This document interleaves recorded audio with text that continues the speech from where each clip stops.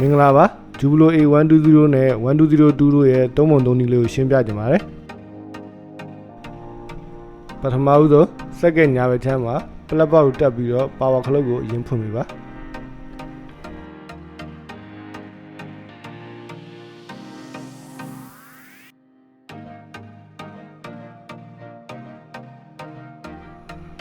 Master တောက်တွေကို Master Rule ရဲ့ဘေးဘက်ညာကိုအရင်စွတ်ပေးပါ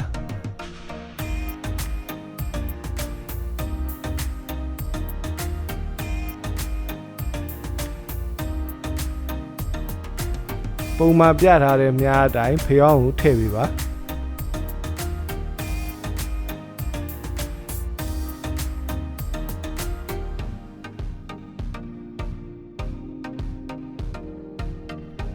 Master Room မှာပတ်ထားတဲ့စက္ကူစားကိုဖယ်ပြီးတော့ပုံမှန်အတိုင်းဖျောင်းကိုထည့်ပေးပါ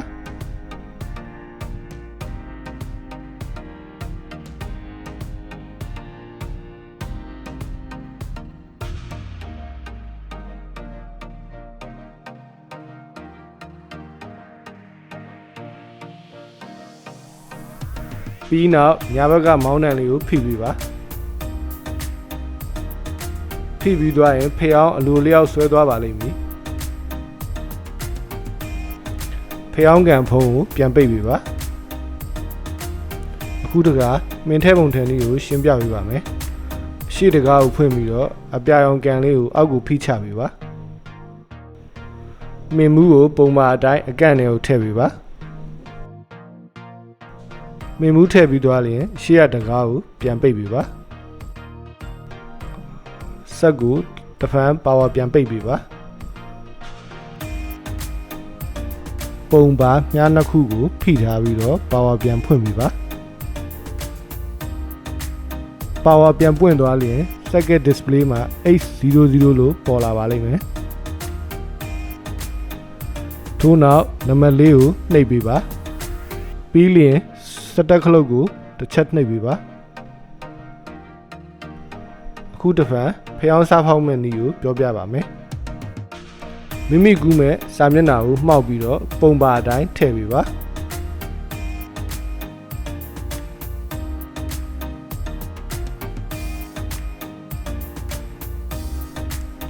စာရွက်အလွတ်များကိုစက်ရဲ့ဘယ်ဘက်တွင်ထည့်ပေးပါပြီးလျင်မောင်းနှံပြန်တင်ပေးပါ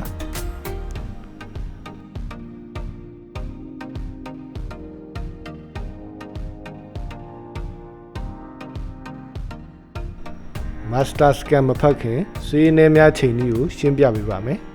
။စာကူးခြင်းလည်းဤနေရာတွင်ထားပါ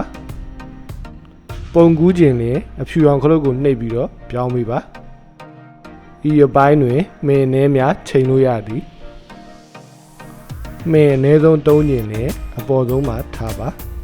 ။အများဆုံး3ခြင်းလည်းအောက်ဆုံးမှာထားပါ။အလဲ icon ဒီပုံမှန်ဖြစ်ပါသည်။စကန်စားဖတ်ဖို့အတွက် Master Make ကိုနှိပ်ပေးပါ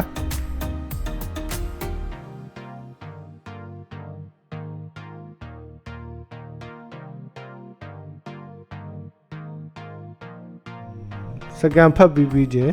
Dustbin တွေထွက်လာပါလိမ့်မည်ထိုစာရွက်တွင်မြင်သိမ့်မလိုက်သေးပါထို့ကြောင့်ကောင်တာ9ရွက်ပေး၍ Print ခလုတ်ကိုနှိပ်ရပါမည်ထွက်လာတော့ Dustbin များကိုကြိုက်နှစ်တက်ပြီဆိုရင်ကောင်တာကိုမိမိနှစ်တက်တလောက်ပေး၍ရိုက်ထုတ်နိုင်ပါပြီ။